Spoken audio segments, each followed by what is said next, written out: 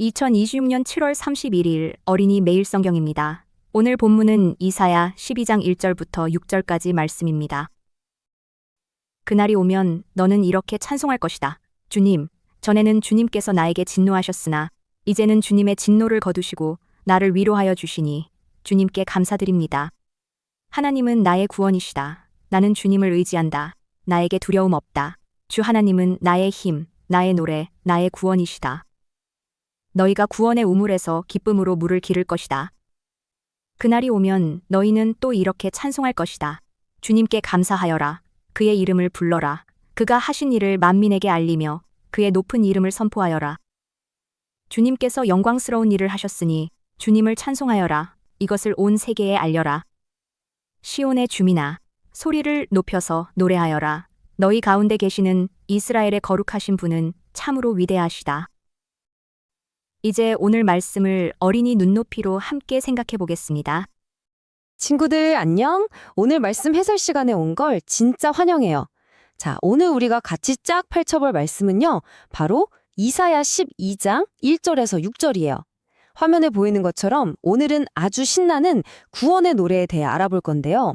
하나님이 우리한테 얼마나 엄청난 선물을 주시는지 다들 알아볼 준비 됐죠? 바로 시작해 볼까요? 자, 한번 머릿속으로 상상해 보세요.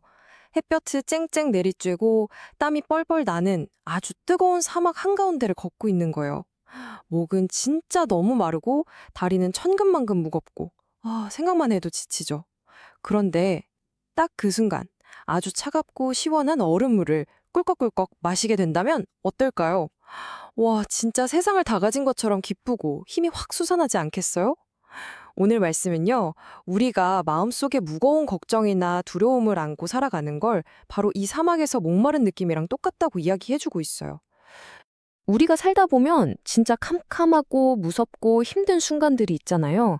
그게 바로 메마른 사막을 걷는 것 같은 때예요. 무거운 짐을 지고 가느라 기쁨이 싹 사라져버릴 때도 있고요. 하지만 시원하고 차가운 우물물처럼 하나님은 우리한테 가장 확실하고 완박한 구원이랑 위로를 주신답니다. 답답했던 마음이 순식간에 뻥 하고 뚫리는 그 기분 다들 뭔지 알죠? 그래서 이사야 선지자가 1절에서 이렇게 고백해요. 그날이 오면 너희는 이렇게 찬양할 것이다. 주님, 전에는 주님께서 나에게 진노하셨으나 이제는 그 진노를 거두시고 나를 위로하여 주시니 주님께 감사드립니다. 여러분, 우리가 살다 보면 가끔 잘못을 해서 하나님한테 혼이 날 때도 있어요. 그런데 우리가 진짜로 뉘우치고 다시 돌아가면요, 무서워 보이던 하나님의 마음이 어느새 싹 풀리시고 아주 크고 따뜻하게 우리를 안아주신답니다. 꽉 안아주시면서 괜찮아 하시는 그 사랑 정말 엄청나지 않나요? 자, 그럼 여기서 첫 번째 포인트. 구원의 우물에서 기쁨으로 물을 길어라. 사막에서 그 엄청난 오아시스를 발견했다면 우리가 어떻게 해야 할지 한번 볼게요. 2절을 보면요. 참으로 하나님은 나의 구원이시다. 내가 주님을 의지한다. 내가 두려워하지 않겠다. 이렇게 외치고 있어요. 여러분, 세상의 그 어떤 영웅들보다 훨씬 진짜 비교도 안 되게 위대하신 분이 바로 우리 하나님이세요. 그분이 직접 우리의 힘이 되시고 구원이 되신대요. 그러니까 우리는 깜깜한 밤에도 으르렁거리는 사자 앞에서도 무서워할 필요가 전혀 단 1도 없다는 거 꼭 기억하세요. 그리고 3절에서 진짜 가슴 뛰는 말씀을 하시는데요. 그러므로 너희가 기쁨으로 구원의 우물들에서 물을 기를 것이다. 여기서 이 기쁨이라는 단어 꼭 기억해야 해요. 예수님은 절대 마르지 않는 콸콸 넘치는 시원한 구원의 우물 같은 분이시거든요. 우리가 예수님을 딱 믿고 의지하면 우리 마음속에 세상에 줄 수 없는 기쁨이 막 퐁퐁 솟아나요. 진짜 축제에 온 것처럼 마음이 너무 기뻐서 터질 것 같아지는 거죠. 자, 그럼 여기서 중요한 질문 하나 할게요. 우리가 이 시원한 우물물을 잔뜩 마시고 에너지를 100% 충전했다면 그 다음엔 뭘 해야 할까요? 그냥 가만히 있으면 될까요? 아니죠. 두 번째 포인트, 바로 우리에게 주어지는 3가지 중요한 임무가 있어요. 우리는 하나님의 자녀, 그러니까 천국의 백성이잖아요. 비록 지금은 이 땅에 살고 있지만 천국 시민으로서 우리가 진짜 신나게 해야 할 특별한 미션이 있다는 거예요. 나 혼자만 맛있는 물 마시고 끝나는 게 아니라 이 시원한 물을 다른 사람들이랑 같이 나누는 아주 멋진 일이죠. 그 미션을 기억하기 쉽게 딱 3가지로 나눠봤어요. 1단계, 위로와 구원을 주신 하나님께 하나님 감사합니다 하고 인사하기. 2단계, 하나님이 하신 그 놀라운 일들을 신나게 찬양하기. 그리고 마지막 3단계, 이 기쁜 소식을 나 혼자만 꽁꽁 숨겨두는 게 아니라 온 세상 사람들에게 널리 선포하기. 어때요? 쉽죠? 이 미션이 4절에는 이렇게 적혀 있어요. 주님께 감사하여라. 그의 이름을 불러라. 그가 하신 일을 만민에게 알리며 그의 이름이 높다는 것을 선포하여라. 방금 우리가 봤던 1단계 감사랑 3단계 선포가 여기 쏙 들어가 있죠. 우리가 사막에서 진짜 시원한 물을 찾았으면 당연히 목마른 다른 친구들한테 야, 여기 엄청 시원한 물 있어 하고 알려주잖아요. 그것처럼 우리도 이 구원의 소식을 동네방네 다 알려야 하는 거예요. 그리고 5절은 우리의 2단계 미션을 아주 멋지게 보여주는데요. 주님께서 영광스러운 일을 하셨으니 주님을 찬양하여라. 보세요. 하나님이 우리를 구원해 주신 일은 진짜 이 우주에서 제일 아름답고 영광스러운 일이거든요. 그러니까 우리 마음속에서 하나님을 향한 콧노래가 신나는 찬양이 막 저절로 뿜어져 나오게 되는 거랍니다. 자, 이제 드디어 오늘 말씀의 하이라이트, 3번째 포인트로 넘어갈게요. 대체 누가 우리한테 이렇게 놀라운 기쁨이랑 시원한 물을 주시는 걸까요? 6절에 그 답이 있어요. 시온의 주민아 기뻐하며 소리쳐라. 너희 가운데 계신 이스라엘의 거룩하신 분은 참으로 위대하신 분이시다. 친구들, 한번 진짜 기뻐서 방방 뛰며 소리친다고 상상해봐요. 왜냐고요? 이 세상에서 제일 위대한 분이신 하나님이 저 멀리 안 보이는 곳에 계신 게 아니라 바로 우리 가운데, 그러니까 내 바로 옆에 딱 붙어서 우리를 든든하게 지켜주고 계시기 때문이에요. 여기서 잠깐! 이스라엘의 거룩하신 분이라는 특별한 이름이 나오잖아요. 이게 무슨 뜻이냐면 막 무섭고 다가가기 힘든 분이라는 뜻이 전혀 아니에요. 오히려 부족한 우리를 용서하시고 꽉 안아주시면서 놀랍게도 우리랑 평생 함께 살겠다고 약속하신 그 엄청난 능력을 가진 하나님을 뜻한답니다. 내 편이 이렇게 센 분이라니 정말 놀랍지 않나요? 자, 그럼 오늘 배운 내용 머릿속에 쏙쏙 저장해 볼까요? 첫째, 이 세상이 덥고 메마른 사막 같아 보일 때도 있지만 하나님은 언제나 시원한 구원의 우물이 되어주신다. 둘째, 그래서 우리는 두려워할 필요 없이 진짜 기쁨과 용기를 얻을 수 있다. 셋째, 이 시원한 생수를 마셨다면 하나님께 감사하고 찬양하고 또 친구들한테 마구마구 알려야 한다. 그리고 마지막 넷째, 이 대단한 하나님은 언제나 우리 바로 옆에 딱 붙어서 함께 하신다. 다 기억했죠? 자, 마지막으로 진짜 중요한 질문 하나 할게요. 오늘 우리 마음속에 꽉 채운 이 시원하고 달콤한 구원의 기쁨, 이 생수를 오늘 하루 누구한테 전해주고 싶나요? 혹시 오늘 좀 시무룩해 있는 친구나 지쳐있는 가족이 있다면 다가가서 하나님이 우리랑 함께 하셔 하고 이 기쁜 소식을 꼭 나눠보세요. 여러분이 전하는 그 한마디가 누군가의 사막에 펑 터지는 오아시스가 될 거예요. 오늘 말씀 해설은 여기까지 할게요. 안녕, 샬롬! 이어서 오늘의 성경 읽기입니다. 이사야 10장에서 12장 말씀입니다. 불의한 법을 공포하고 양민을 괴롭히는 법령을 제정하는 자들아, 너희에게 재앙이 닥친다. 가난한 자들의 소송을 외면하고 불쌍한 나의 백성에게서 권리를 박탈하며 과부들을 노략하고 고아들을 약탈하였다. 주님께서 징벌하시는 날에 먼 곳으로부터 재앙을 끌어들이시는 날에 너희는 어찌하려느냐? 누구에게로 도망하여 도움을 청할 것이며 너희의 재산을 어디에 감추어 두려느냐? 너희는 포로들 밑에 깔려 밟혀 죽거나 시체더미 밑에 깔려 질식할 것이다. 그래도 주님께서는 진노를 풀지 않으시고 심판을 계속하시려고 여전히 손을 들고 계신다. 아시리아에게 재앙이 닥쳐라. 그는 나의 진노의 몽둥이요. 그의 손에 있는 몽둥이는 바로 나의 분노다. 내가 그를 경건하지 않은 민족에게 보내며 그에게 명하여 나를 분노하게 한 백성을 치게 하며 그들을 닥치는 대로 노략하고 약탈하게 하며 거리에 진흙같이 짓밟도록 하였다. 아시리아 왕은 그렇게 할 뜻이 없었고 마음에 그럴 생각도 품지 않았다. 오직 그의 마음속에는 어떻게 하면 많은 민족들을 파괴하고 어떻게 하면 그들을 멸망하게 할까 하는 생각뿐이었다. 그는 이런 말도 하였다. 나의 지휘관들은 어디다 내놓아도 다 왕이 될 수 있는 사람들이 아니냐? 갈로는 갈그미스처럼 망하지 않았느냐? 하맛도 아르바처럼 망하지 않았느냐? 사마리아도 다마스쿠스처럼 망하지 않았느냐? 내가 이미 우상을 섬기는 나라들을 장악하였다. 예루살렘과 사마리아가 가진 우상보다 더 많은 우상을 섬기는 왕국들을 장악하였다. 내가 사마리아와 그 조각한 우상들을 손에 넣었거늘 예루살렘과 그 우상들을 그렇게 하지 못하겠느냐?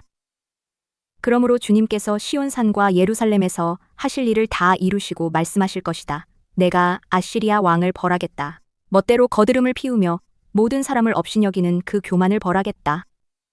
그는 말한다. 내가 민족들의 경계선을 옮겼고 그들의 재물도 탈취하였으며 용맹스럽게 주민을 진압하였다. 나는 내 손의 힘과 내 지혜로 이것을 하였다. 참으로 나는 현명한 사람이다. 내 손이 민족들의 재물을 새의 보금자리를 움키듯 움켰고 온 땅을 버려진 알들을 모으듯 차지하였으나 날개를 치거나 입을 벌리거나 소리를 내는 자가 없었다. 도끼가 어찌 찍는 사람에게 뽐내며 톱이 어찌 켜는 사람에게 으스대겠느냐? 이것은 마치 막대기가 막대기를 잡은 사람을 움직이려 하고 몽둥이가 나무 아닌 사람을 들어 올리려 하는 것과 같지 않으냐? 그러므로 만군의 주 하나님께서 질병을 보내어 살찐 자들을 파리하게 하실 것이다. 생사람의 가슴에 불을 질러 화병에 걸려 죽게 하실 것이다. 그의 재물은 화염 속에 태워버리실 것이다. 이스라엘의 빛은 불이 되며 이스라엘의 거룩하신 분은 불꽃이 되셔서 가시나무와 찔레나무를 하루에 태워서 사르실 것이다. 그 울창한 숲과 기름진 옥토를 모조리 태워서 폐허로 만드실 것이다. 마치 병자가 기력을 잃는 것과 같게 하실 것이다. 숲속에는 겨우 몇 그루의 나무만 남아서 어린아이도 그 수를 기록할 수 있을 것이다. 그날이 오면 이스라엘 가운데서 남은 사람들과 야곱 결의 가운데서 살아남은 사람들이 다시는 그들을 친자를 의뢰하지 않고 오직 이스라엘의 거룩하신 분인 인 주님만을 진심으로 의지할 것이다. 남은 사람들이 돌아올 것이다. 야곱의 자손 가운데서 남은 사람들이 전능하신 하나님께 돌아올 것이다. 이스라엘아, 네 백성이 바다의 모래처럼 많다고 하여도 그들 가운데서 오직 남은 사람들만이 돌아올 것이다. 너의 파멸이 공의로운 판결에 따라서 이미 결정되었다. 파멸이 이미 결정되었으니 주님, 곧 만군의 주님께서 온 땅 안에서 심판을 강행하실 것이다. 그러므로 주 만군의 하나님께서 이렇게 말씀하신다. 시온에 사는 나의 백성아, 아시리아가 몽둥이를 들어 너를 때리고 이집트가 그랬듯이 철퇴를 들어 너에게 내리친다 하여도 두려워하지 말아라. 너에게는 머지않아 내가 분노를 풀겠으나 그들에게는 내가 분노를 풀지 않고 그들을 멸망시키겠다. 만군의 주님께서 오랫바위에서 미디안 사람을 치신 것 같이 채찍을 들어 아시리아를 치시며 또한 이집트에서 바다를 치신 것 같이 몽둥이를 들어서 그들을 치실 것이다. 그날이 오면 주님께서 아시리아가 지워준 무거운 짐을 너의 어깨에서 벗기시고 아시리아의 멍에를 너의 목에서 벗기실 것이다. 네가 살이 쪄서 멍에가 부러질 것이다. 아시리아 왕이 리몬에서부터 올라가서 그가 아얏으로 들어갔다. 미그론을 지나서 믹마스에다가 그의 군수품을 보관하였다. 험한 길을 지나서 게바에서 하룻밤을 묵겠다고 하니 라마 사람들은 떨고 사울의 고향 기브아 사람들은 도망하였다. 딸 갈리마, 큰 소리로 외쳐라. 라이사야, 귀를 기울여라. 가련한 아나도사, 대답하여라. 만매나 사람이 도망친다. 게빔 주민이 그 뒤를 따른다. 바로 그날 벌써 적들이 논마을에 들어왔다. 딸 시온산에서 예루살렘 성 안에서 주먹을 휘두른다. 그러나 주님, 곧 만군의 주님께서 그들을 나뭇가지 치시듯 요란하게 치실 것이니 큰 나무들이 찍히듯 우뚝 솟은 나무들이 쓰러지듯 그들이 그렇게 쓰러질 것이다. 빽빽한 삼림의 나무를 도끼로 찍듯이 그들을 찍으실 것이다. 레바논이 전능하신 분 앞에서 쓰러질 것이다. 이새의 줄기에서 한 싹이 나며 그 뿌리에서 한 가지가 자라서 열매를 맺는다. 주님의 영이 그에게 내려오신다. 지혜와 총명의 영, 모략과 권능의 영, 지식과 주님을 경외하게 하는 영이 그에게 내려오시니 그는 주님을 경외하는 것을 즐거움으로 삼는다. 그는 눈에 보이는 대로만 재판하지 않으며 귀에 들리는 대로만 판결하지 않는다.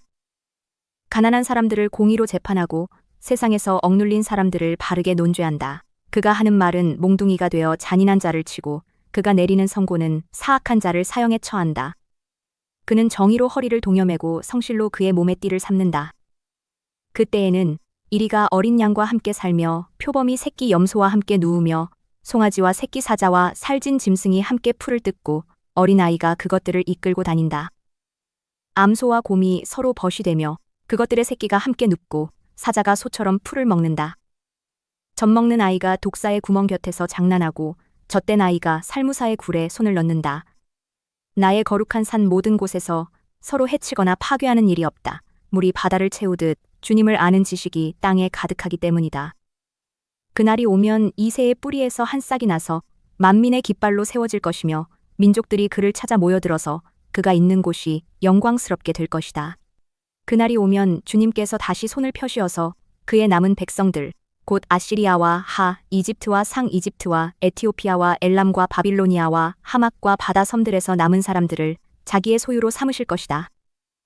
주님께서 문나라가 볼 수 있도록 깃발을 세우시고 쫓겨난 이스라엘 사람들이 그 깃발을 보고 찾아오게 하시며 흩어진 유다 사람들이 땅의 사방에서 그 깃발을 찾아오도록 하실 것이다.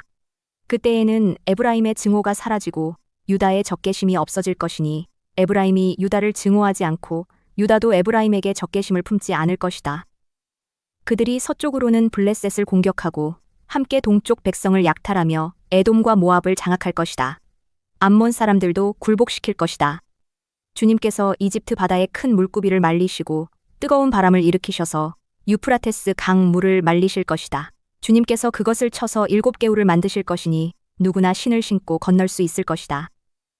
주님께서 남은 백성 곧 아시리아의 남은 자들이 돌아오도록 큰 길을 내실 것이니 이스라엘이 이집트 땅에서 올라오던 날과 같게 하실 것이다. 그날이 오면 너는 이렇게 찬송할 것이다. 주님, 전에는 주님께서 나에게 진노하셨으나 이제는 주님의 진노를 거두시고 나를 위로하여 주시니 주님께 감사드립니다. 하나님은 나의 구원이시다. 나는 주님을 의지한다. 나에게 두려움 없다. 주 하나님은 나의 힘, 나의 노래, 나의 구원이시다. 너희가 구원의 우물에서 기쁨으로 물을 기를 것이다. 그날이 오면 너희는 또 이렇게 찬송할 것이다. 주님께 감사하여라. 그의 이름을 불러라. 그가 하신 일을 만민에게 알리며 그의 높은 이름을 선포하여라. 주님께서 영광스러운 일을 하셨으니 주님을 찬송하여라. 이것을 온 세계에 알려라. 시온의 주민아, 소리를 높여서 노래하여라. 너희 가운데 계시는 이스라엘의 거룩하신 분은 참으로 위대하시다. 이제 5분 동안 눈을 감고 하나님께 마음을 이야기해 보세요. 예수님이 살아계신 것을 믿으며 오늘도 용기 있게 살게 해달라고 기도해요.